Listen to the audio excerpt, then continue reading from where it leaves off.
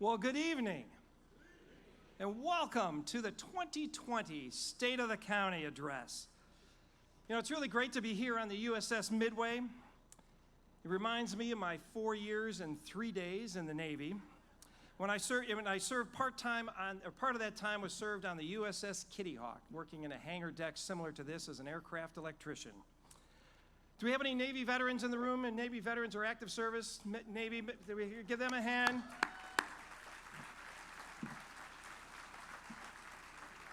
All right, let's hear it from the Marines. Hoorah! Come on, you got to do better. How about our Marines? Stand up. Let's veterans, Marines and veterans, give them a hand.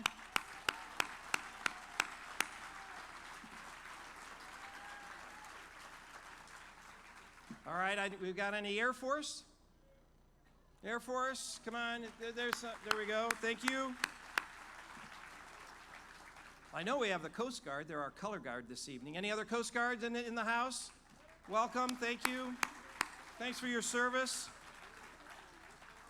Okay, and one group that does not get enough recognition, and that's the spouses and families of these veterans that have served. If you could stand, please, for an acknowledgement. All the families, family members.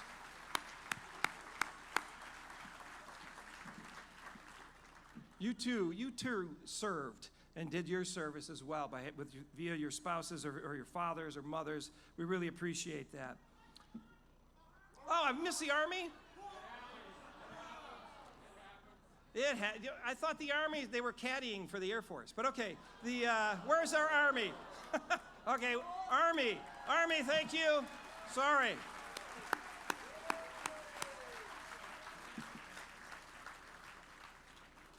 French Foreign Legion.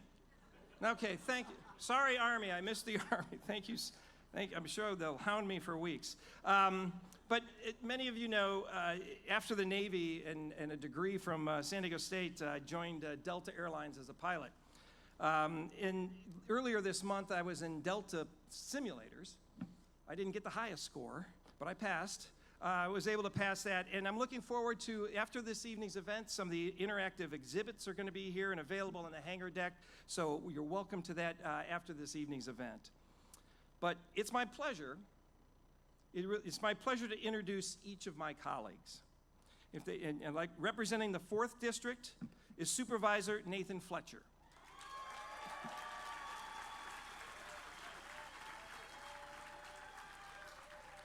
Representing the 3rd District, Supervisor Kristen Gaspar.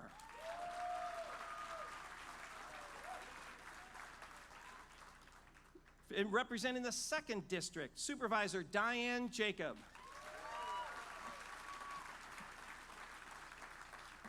And from the 1st District, Chairman Greg Cox, who you'll be hearing from him very soon.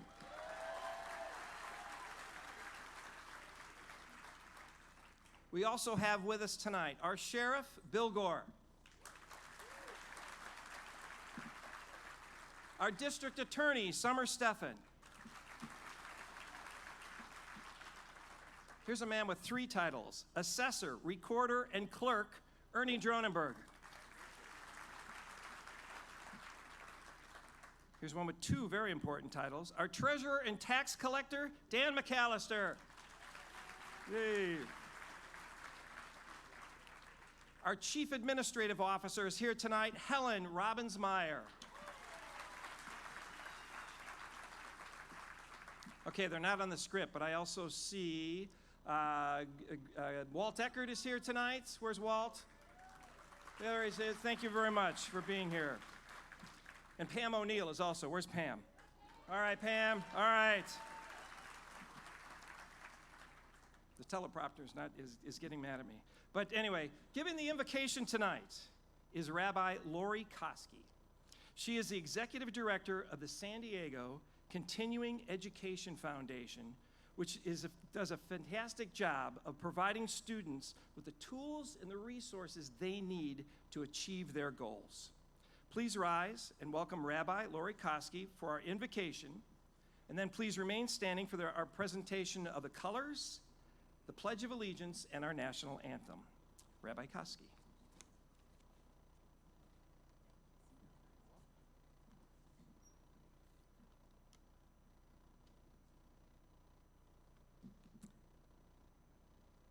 Although he is not standing here with us in this moment, Supervisor Cox is right behind our curtain.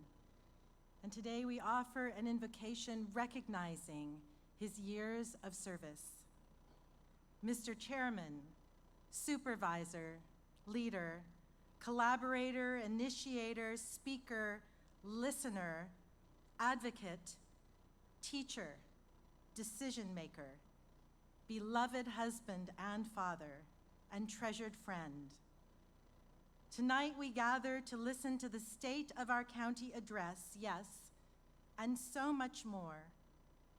Together we invoke your legacy of decades of public service, elevating and protecting the public good, and advancing our county of San Diego. There is blessing that only the maturity of experience alone can yield. Tonight, Supervisor Cox, surrounded by so many constituents, colleagues, and admirers, may you feel that particular sweetness and satisfaction that is reserved for those who serve others through the counsel and guidance learned in the school of life.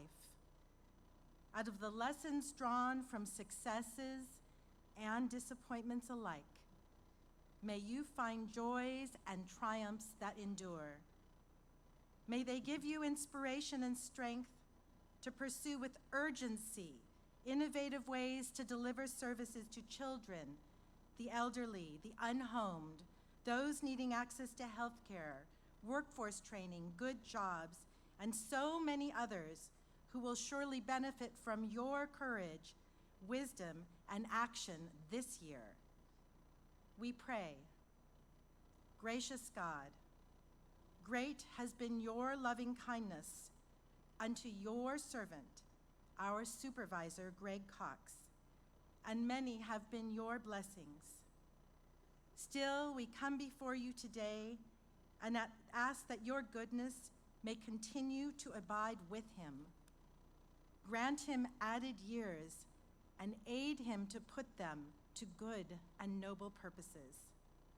May we all here this evening in our communities, in our world, be blessed in the ancient words of the Hebrew Bible, the blessing of the prophet of Aaron.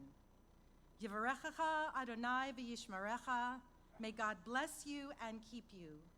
Ya'er Adonai palavenecha v'huneka. May God's grace shine upon you and be gracious to you. Yisa Adonai panav elecha v'yasem lecha shalom. May God's face be lifted to us and direct our actions to the highest and noblest purposes. And may God give to all people, near and far, the abiding blessing of shalom, salam, peace. And let us all say, Amen.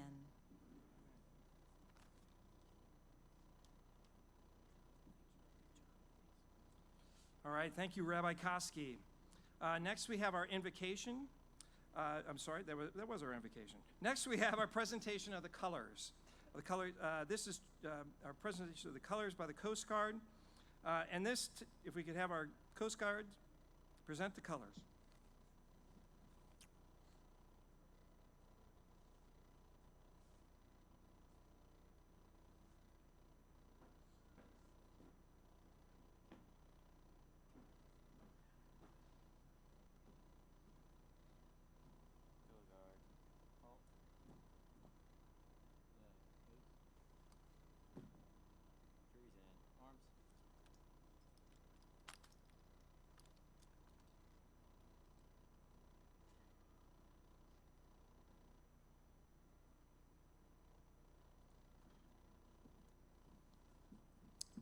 Well, this is truly an honor tonight.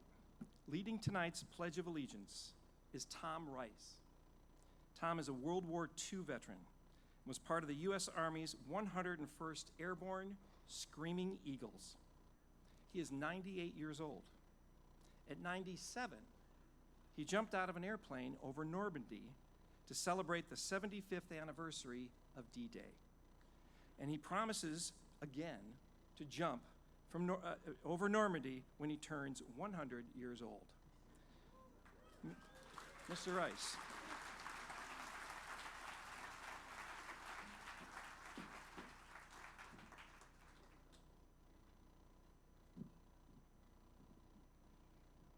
Ready? Salute.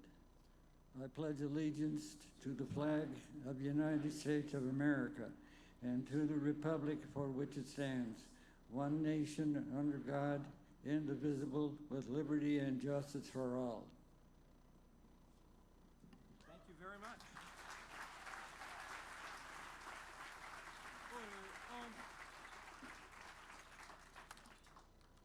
He probably should have shared a war story with us. It would have been very nice. But thank you, Tom. And now to perform tonight's national anthem is the policy aide to Chairman Greg Cox, Kia Pollard.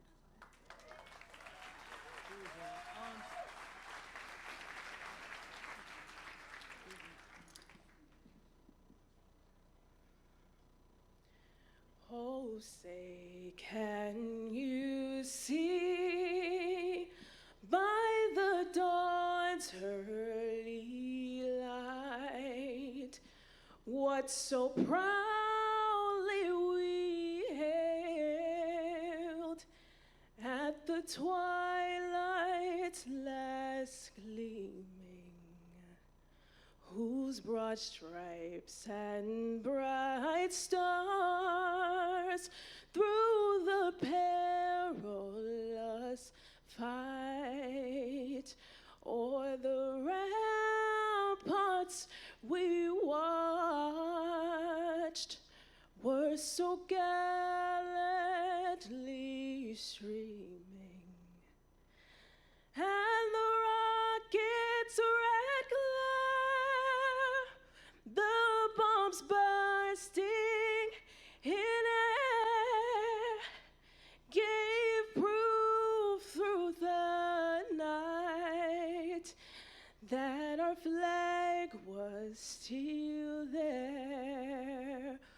Oh, say, does that star-spangled banner yet wave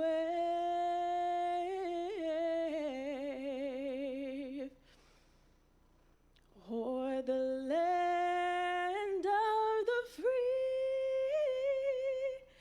and the home of the brave?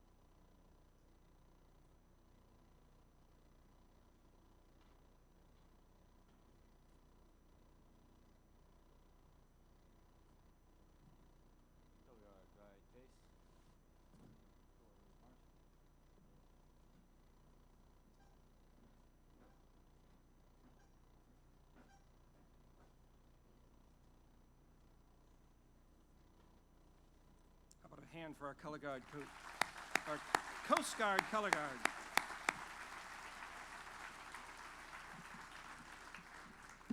Thank you very much, Kia. That was very nice. You may please be seated.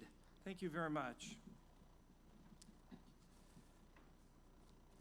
Well, tonight in the audience, we are honored to be joined by many dignitaries and public officials. And I'd like to recognize them. And I was told I had to go in alphabetical order by jurisdiction. And we're going to ask the audience to just do the one clap salute. So when you hear someone's name, one clap. For each elected official, this will help us get through the evening and then get us out to sea. Okay. Tonight, we have in the audience from the California State Assembly, the 80th District, Miss Lorena Gonzalez Fletcher. Oh, one. Sorry. Here we go. I gave two, too, also. Anyway, okay. Okay, from the city of Chula Vista, we have Council Member Jill Galvez. We have Council Member Mike Diaz. We have City Attorney Glenn Googans. From the beautiful city of Coronado, we have the Mayor, Richard Bailey. We have from the city of Lemon Grove, the Mayor, Raquel Vasquez. She brought her fan club, good. City of National City, we have the Vice Mayor, Mona Rios. Councilmember Ron Morrison. City Attorney Angel Morris Jones. The City of Poway, we have Steve Voss. Where's that cowboy hat? Oh, there it is, okay. We have, sorry. From the City of San Diego, we have Councilmember Jennifer Campbell, and City Attorney Mara Elliott is here tonight. Let's see. That's what if I missed you, or if I didn't announce your name, I'd like to ask all of the officials representing school districts, water district, fire district, any other special districts to please stand so we can recognize you as well. So all the people from different districts, if I forgot to mention your name, thank you. So you get the full-on clap, which is good. Okay, so now it is my pleasure to introduce to you the former mayor of the city of Chula Vista, the Honorable Cheryl Cox. Cheryl, great to see you. Well, good evening. Like many newlyweds, when Greg and I were married almost 45 years ago, we talked about who we wanted to become. Greg said he wanted to be a philanthropist, and I said I wanted to be an overnight sensation. Neither happened yet. However, two extraordinary girls were born into our family, soon joined by Emmy's husband, Ari, and our daughters, Elizabeth and Emily. Keeping long hours on his job as mayor, Greg inspired Elizabeth's and Emily's understanding of hard work.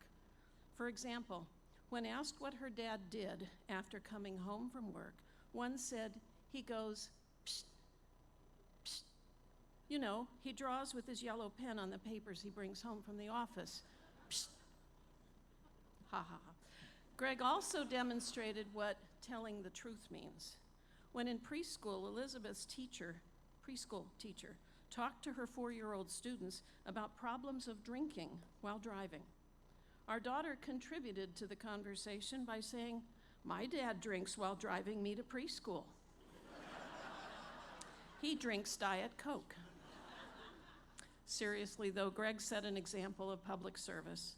As a veteran public servant, Greg is self-driven to create stability and fairness. He sees opportunities others might miss. Greg urges people to work together. He exemplifies doing the right thing for its own sake. Winston Churchill said, "Courage is what it takes to stand up and speak. Courage is also what it takes to sit down and listen. Don't just be the loudest person in the room, and guaranteed you'll be successful and much more respected." As my friend James Taylor said, "I want to stop and thank you, Greg, for how sweet it is to be loved by you." Indeed, where would we be without you in our lives? Ladies and gentlemen, a man whose purpose during 45 years of public service has been to make the city of Chula Vista and cities throughout California, San Diego County, and counties across this nation better places for all. Please welcome Greg Cox.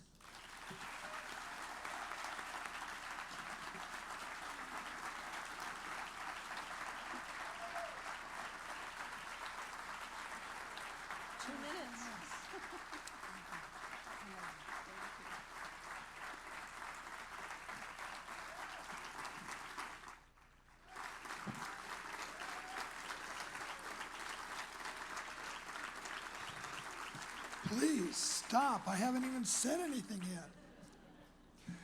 Well, good evening, ladies and gentlemen. Thank you for joining us at the 2020 State of the County Address on board the USS Midway. First, let me thank my wife for that very generous introduction.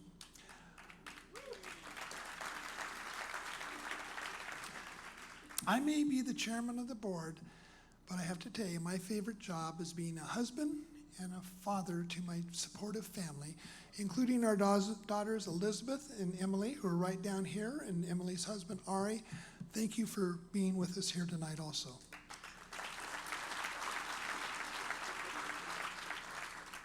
I hosted my State of the County address on the Midway in 2013. Tonight, I would like to thank Midway President and CEO Mac McLaughlin for allowing us to return to this historic ship. You know, this icon is anchored in the heart of my supervisorial district and is one of the most popular museums in the world. The Midway is a stirring example to the men and women who served our country with great distinction, and it's a shining reminder of San Diego's long and rich military and Navy history. As we enjoy the comforts of freedom tonight, let us acknowledge the thousands of men and women, many from right here in San Diego, who are deployed throughout the world, far from their homes and families, in defense of our freedoms. We owe them a debt of gratitude that we can never fully repay. Let's give them a round of applause.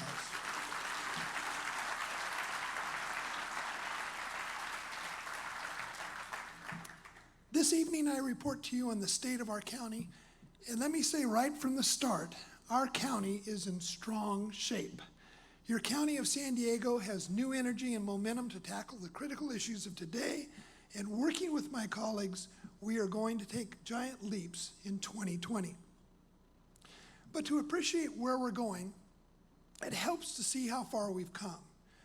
We live in a now society where we mark our most important moments in quick bursts of words and photos on social media. But history isn't always that easy to encapsulate, and it's important to provide context. 25 years ago, when I first joined the Board of Supervisors, our county was in dire shape. Our finances were in disarray, and we didn't even have a plan to pay for our future needs. Our county buildings were falling apart, and our technology, well, it's frankly closer to the Stone Age than the digital age. Under those circumstances, we had to act fast and make some tough choices. You see, you can't right the ship without first plugging the holes. And believe me, we plugged a lot of holes. I'm proud that with our current and former colleagues on the Board of Supervisors, we reinvested in our county infrastructure and workforce.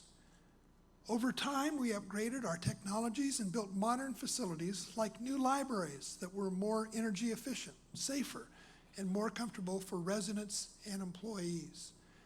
We hired the best and the brightest and sought to keep them here so that we can benefit from their skills and their experience. We did this all while remaining strong and nimble enough to respond to unforeseen challenges and disasters. So when fires scorched this region in 2003 and again in 2007, we responded by creating a county fire authority in partnership with CAL FIRE and enhanced emergency services to help evacuate residents faster and more safely. On the health front, we expanded our safety net to have more programs for the poor and the marginalized. We worked to improve the lives of our most vulnerable, especially seniors and foster children.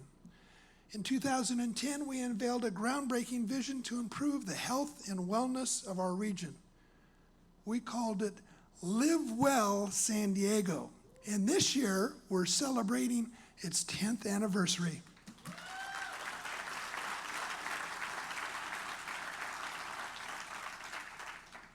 This was a pivotal turning point at the county.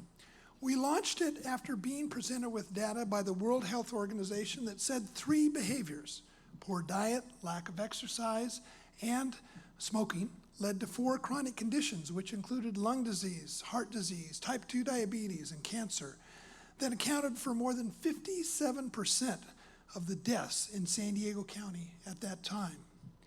As a result, we decided to use prevention and education as the best medicine to address these symptoms, which led to the creation of Live Well San Diego. Our goal was to ensure residents are living healthier, safer, and thriving, or as we like to say, living well.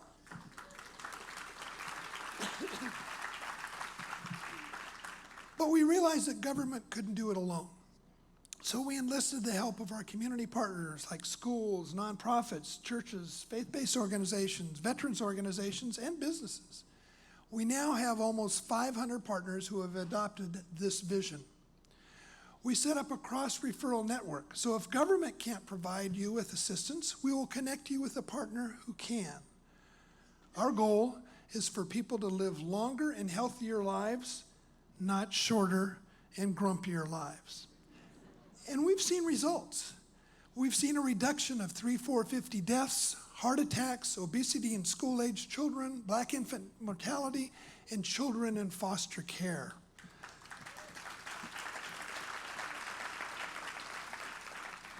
However, we've realized that not everyone is living well.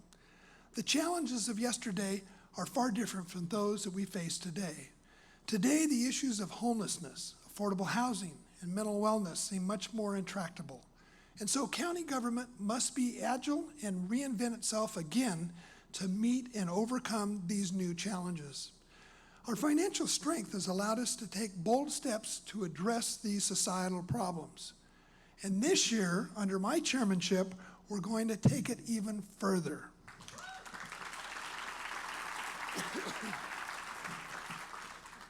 In 2016, we stepped up to the challenge of addressing homelessness among those with a serious mental illness who frequent our jails and emergency rooms and are the most difficult and expensive to treat.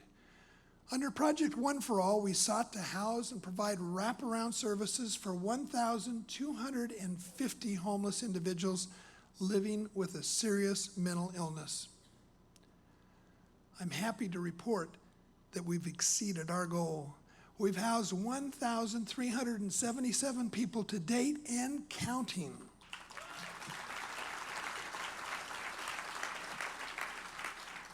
Even more impressive, 87% of those entering the program remained in housing since we started the initiative. To continue seeing these kinds of results, we must continue to tackle the root causes of homelessness. Band-Aid fixes won't cut it anymore.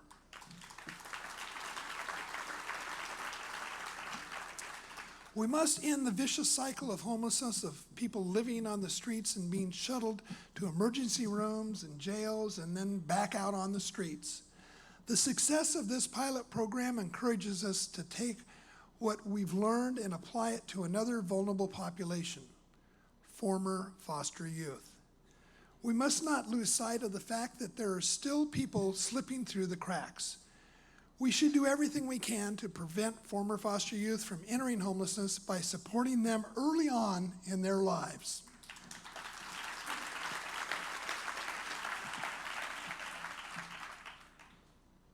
This year, we plan to unveil the Housing Our Youth Initiative, otherwise known as HOY, which in Spanish actually translates into today, because we can't wait any longer. Like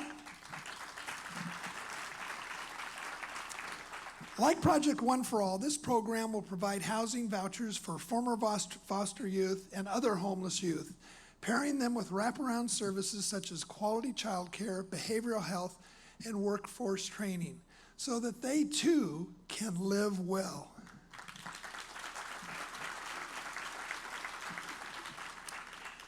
Another issue that has gained more importance is behavioral health, which covers a broad spectrum of mental health, drug, and alcohol services.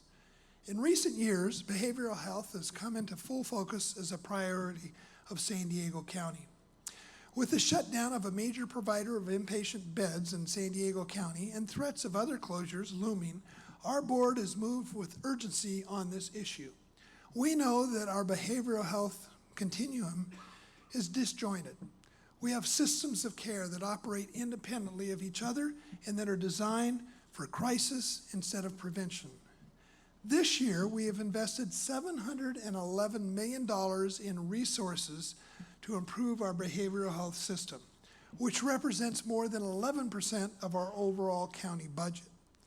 In the year ahead, we will continue to forge new partnerships with local hospitals to create community hubs and develop a network where those suffering from an issue can receive the appropriate level of care and be transitioned to aftercare services. The county will be the beating heart of the hub. Our community partners will be the arteries delivering the life-saving services to our neighborhoods.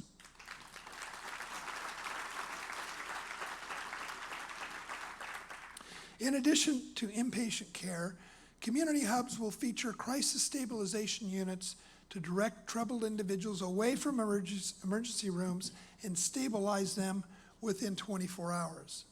The hubs will also link patients to care coordination that stays with them for years into the future. These centers will actively transition those in need into continuous care management. That is how we will be able to make a dent in this crisis. That is how we will create opportunities for this population to live well.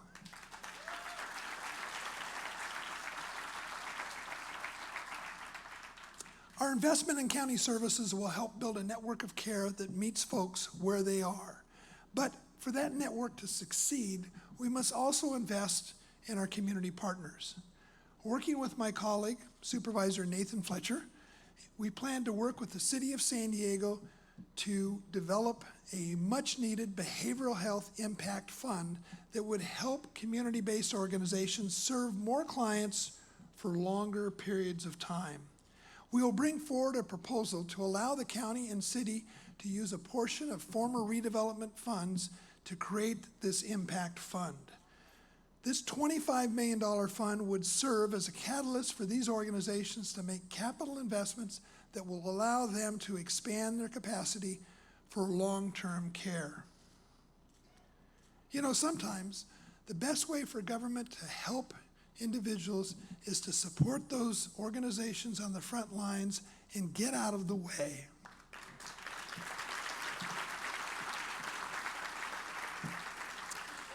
These innovative approaches are not just about services. They are also about housing families who find it harder to keep up with rising rents or locating homes that they can afford. Let's put this into perspective. The state of California needs to build 1.3 million homes within the next decade to meet population growth. In our county, that translates to adding 171,685 housing units region-wide. In the unincorporated area that the county government oversees, the need is for 6,700 units. As you can see, there's much to be done. That's why I was proud to support in 2017 the creation of an innovative housing trust fund to develop more affordable housing units. Last year, I was proud to partner with Supervisor Diane Jacob to double down on that investment with an additional $25 million. This fund has been key in combating the housing crisis by encouraging and supporting the creation of stable, affordable housing. By 2025, our goal is to create more than 2,600 units that will house more than 5,000 residents. This is how we are helping people live well.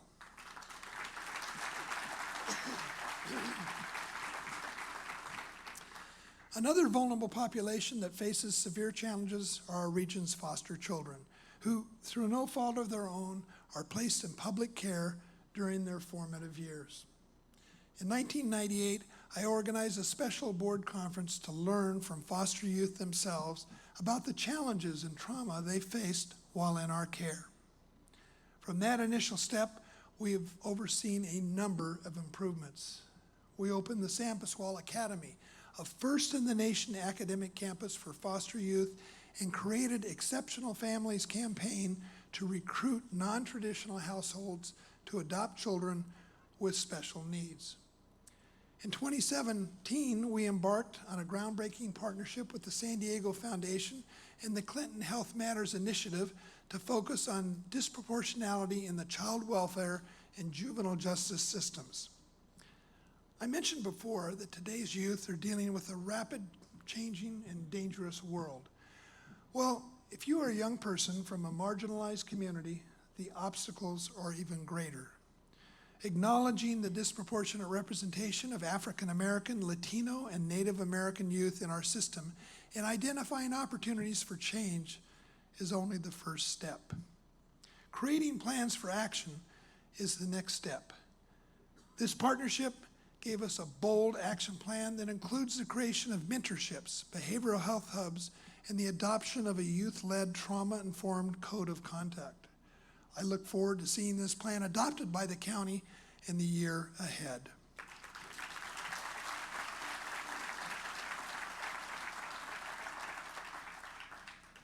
In 2018, after some tragic cases in our child welfare system, I realized we needed to review our system and do things differently. Coupled with the changing child welfare landscape statewide, I created a working group of external experts to do a deep dive into our foster care system. From that effort, I joined Supervisor Fletcher in 2019 to create an advisory board to strengthen families while increasing transparency and accountability in our child welfare system.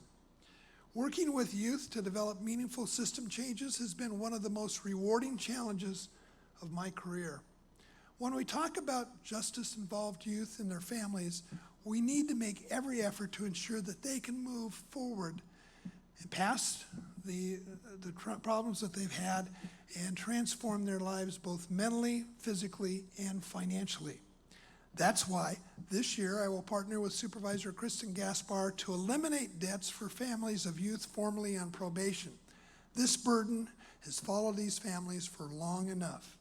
Taking this step will ensure that they too can live well.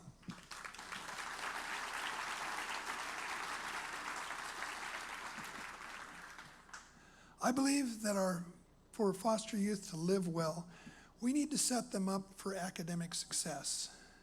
Foster youth continue to struggle to reach the academic achievement of their peers from stable homes. Nationally, about 58% of foster youth graduate from high school. That number is 54% in San Diego County.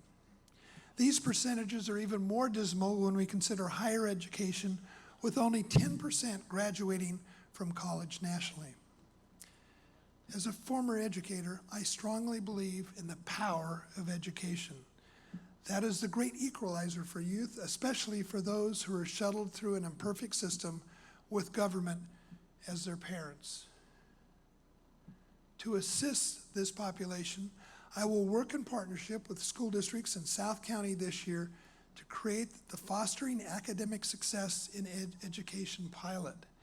This pilot will get social workers and district staff to meet face-to-face and provide on-site case coordination, planning, and team decision-making on school campuses where youth and families need it most. County and school district staff will work with families to develop individualized plans for youth at work and work with community partners to provide services that address the social determinants of health. Frequent team meetings between county and school districts and daily check-ins will hold all of us accountable on the progress of each youth to ensure they too have a chance to live well.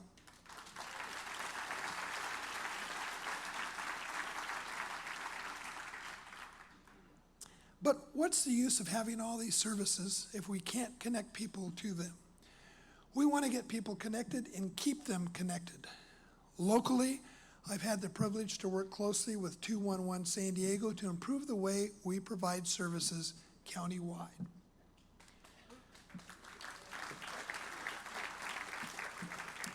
Together, we've developed a known wrong door approach to service delivery. When you call 211, you're not only being connected to county resources, but to a network of community-based organizations that provide over 6,000 services throughout the San Diego County area. Last year, I took it a step further and initiated action to connect all of our call centers at the county to 211's connection systems. That way, anyone who calls Adult Protective Services, the Access Call Center, or the Child Abuse Hotline will be seamlessly connected to all these resource centers through one easy phone number.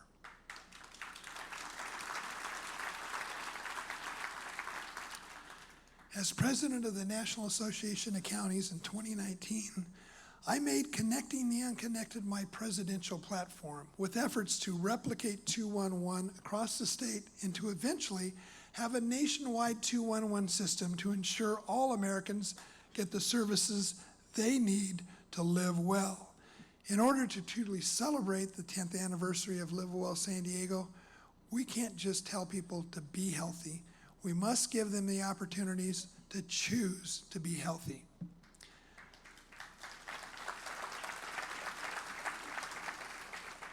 San Diego is graced with great year-round weather, and that allows us the opportunity to go outside and live healthy and thriving lives. That is what has motivated me over these last 25 years to maximize our parks and trail systems. Many families, especially in my district, can't afford to visit Yosemite or Big Sur, but they do have access to our amazing parks and trails, which feature more than 100 locations across 50,000 acres of land, including 36 local day use parks, 19 regional parks, 9 campgrounds, open space preserves, historic sites, and over 360 miles of trails. This year, we'll complete construction on 2 new campgrounds in my district, one in the Otay Valley Regional Park and another in the Tijuana River Valley, giving youth access to an overnight experience in nature. You know, just last month we opened the new Sweetwater Bike Park. It's the first of its kind in the region, offering a skill zone, 3 jump lines, 2 flow trails, and pump tracks. I have to be honest, I have no idea what that means. But it sounds pretty cool, doesn't it? And best of all, it's free. Now that's something we can all understand.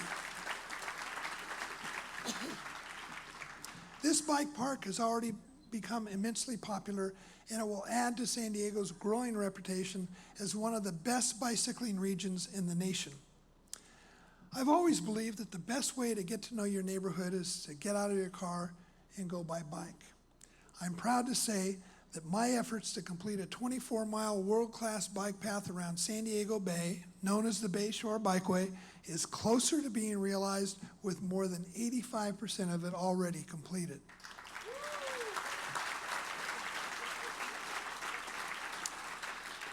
This is a significant accomplishment. We will continue to see more opportunities to experience healthy lifestyles and go by bike to enjoy all that San Diego has to offer. But enjoying our environment also means protecting it. For generations, the model we have for powering our homes and businesses has not changed. This is not the case anymore. As of today, 8 cities in our region have opted to form community choice energy programs, otherwise known as CCEs. 19 more are up and running in California, and 6 more are expected to begin operation by the end of this year. The county decided last year to move forward with a CCE. Under this model, newly created government agencies will buy their own sources of energy. These programs have the potential to increase the renewable energy consumption in our region and reduce harmful greenhouse gas emissions. But we can't just trade existing contracts with the utility and say that our job is done. That does not provide a net increase in renewable energy. It's critical that we bring new renewable energy projects online to increase the local supply.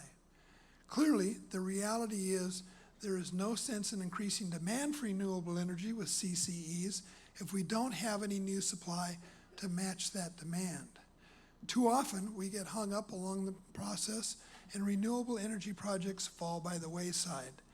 That's why I will partner with Supervisor Jim Desmond to bring forward an initiative to simplify the process for renewable energy projects so they can become a reality in our region. By boosting the supply and use of renewable energy, our region will take the lead in California's efforts to reduce harmful greenhouse gases. My hope is that by 2030, all homes in the unincorporated area will be powered by renewable energy.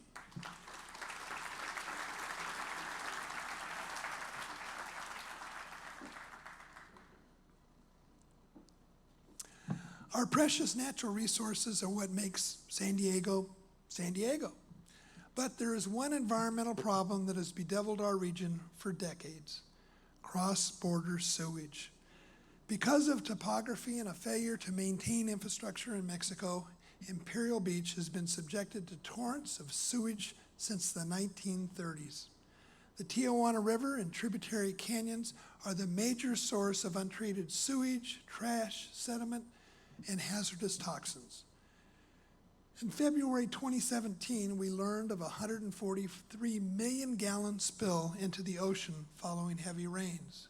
In December of last year, there was a spill of at least 255 million gallons. And as I stand here tonight, the sewage flow continues. And this affects not only residents and beachgoers, but it compromises border security and affects military readiness. My priority over the last several years has been to find a solution for this decades-long problem. Last September, I led a delegation of local leaders to Washington, D.C. to meet with top White House officials about potential solutions to our ongoing sewage problem. At this meeting, we made our case for funding a diversion and treatment facility that could capture sewage flows before they pollute our local beaches. It was important that the White House saw our region united on a solution to this problem.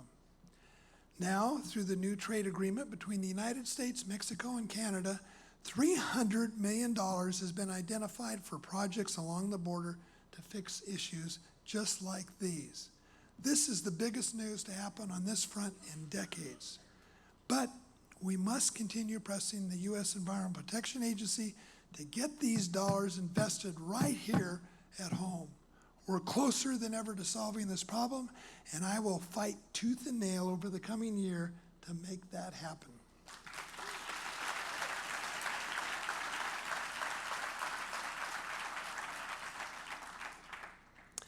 In order to enjoy our beaches and parks, we must continue to make San Diego a safe community. Law enforcement and first responders share the responsibility of keeping us safe from crime and natural disasters. This year, we will unveil a new effort to enhance our emergency response. Our Office of Emergency Services will work with the U.S. Geological Survey on a pilot to include early earthquake warnings in our San Diego Emergency mobile app. Now, these warnings won't predict earthquakes, but just imagine what we can do with a few seconds of notice that an earthquake has begun and that tremors are making their way to where you live or work. These valuable seconds can allow firefighters to pull their trucks out of their bays and get them on the streets where they will be needed. And you might even get enough warning to avoid stepping into an elevator and risk getting stuck for hours. Public safety also includes protecting the public from diseases. That's why the Board of Supervisors declared a local emergency to help us fight any potential spread of the coronavirus. I want to stress that we declared this emergency out of an abundance of caution to allow us to prepare for worst-case scenarios, not because of an imminent threat. Truly, our first responders, public health officials, and law enforcement do an outstanding job protecting us and keeping us safe. Let's give them all a big round of applause.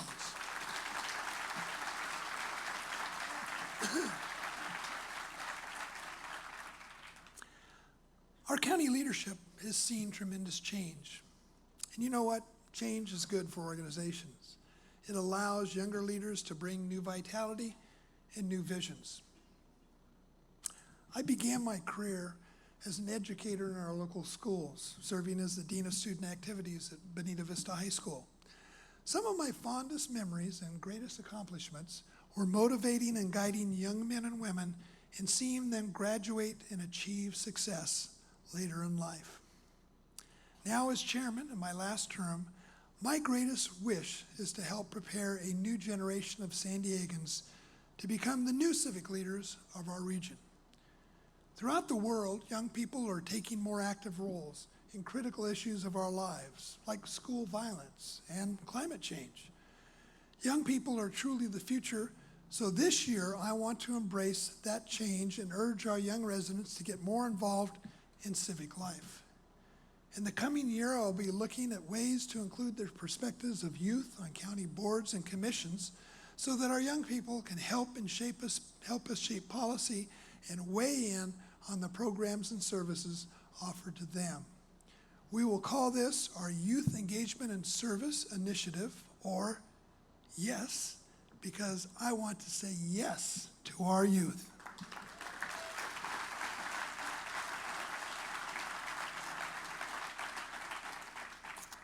Yes, it is time to pass the torch to a new generation. But make no mistake about it, this old cowboy still has some fight in him. So, in the coming weeks, we will roll out new efforts to house our youth, to create a behavioral health impact fund, to launch the Fostering Academic Success and Education pilot, to streamline renewable energy projects, and to say yes to our youth. I want to leave this county in better shape than when I arrived, and with your help, we can make this a county that we can all be proud of.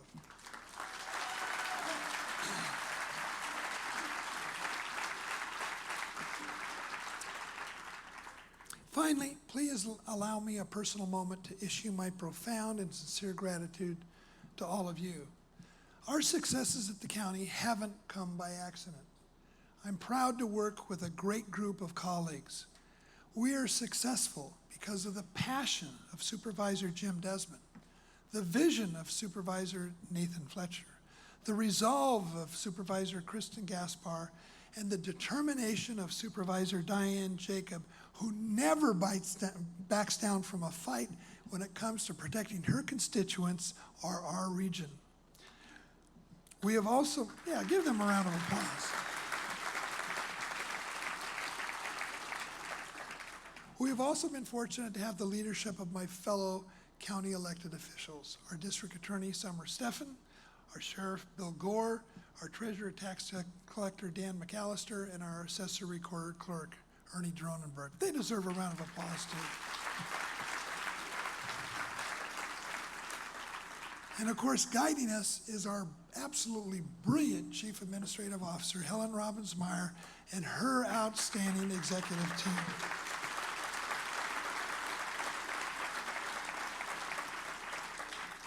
Serving our region are thousands of dedicated, hardworking county employees. If you are a county employee, please stand up and be recognized.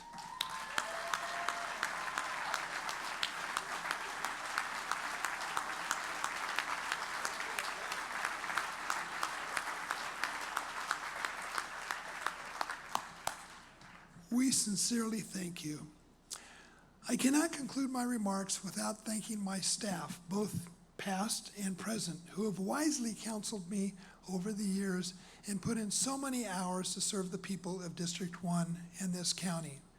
And last but not least, thank you to all the people of my district who have repeatedly put their faith and trust in me. Serving as your county supervisor has been an honor and a pleasure and truly the greatest adventure of my life. To all of you, I say thank you. God bless you, God bless our county, and God bless the United States of America. Thank you.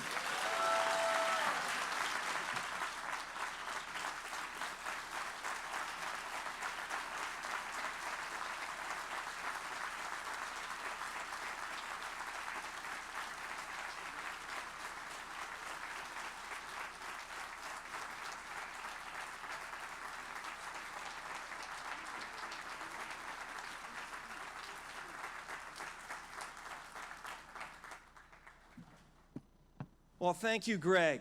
It's a great vision that you've laid out for all of us, and I think I can speak on behalf of the rest of the county supervisors. You're not only a great leader, but you're also a man with a great heart. So thank you very much for your speech tonight.